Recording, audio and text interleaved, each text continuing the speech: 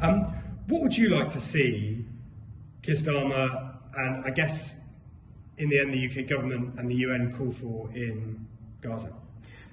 Where I disagree with Keir is that I believe that a ceasefire need not freeze the situation.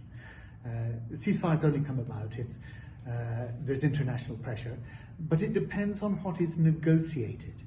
And if I give you an example, the Al-Quds hospital, the United Nations could go in with an inspection regime during a ceasefire because Israel believes that Hamas has hidden its military infrastructure there behind its own most vulnerable citizens. Now, that's vile if that's what they've done, but the UN could go in and inspect that.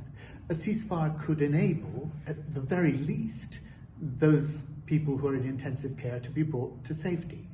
A ceasefire could enable an exchange of prisoners for hostages. A ceasefire could enable a swap for military infrastructure for illegally settled land.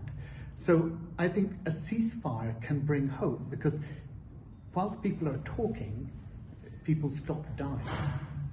I guess on a practical level, a lot of people would ask whether a ceasefire is ever likely to happen because it would take not only the agreement of Israel, who maybe would agree to it if the West put them under sufficient pressure, but would also require, I guess, Hamas to agree to a ceasefire as well. And that doesn't look like something they'd be willing to do at the moment. The problem with what you say is that otherwise it's a council of despair. The job of a politician is not to say, oh, nothing can be done, people are going to die, the situation's only getting worse.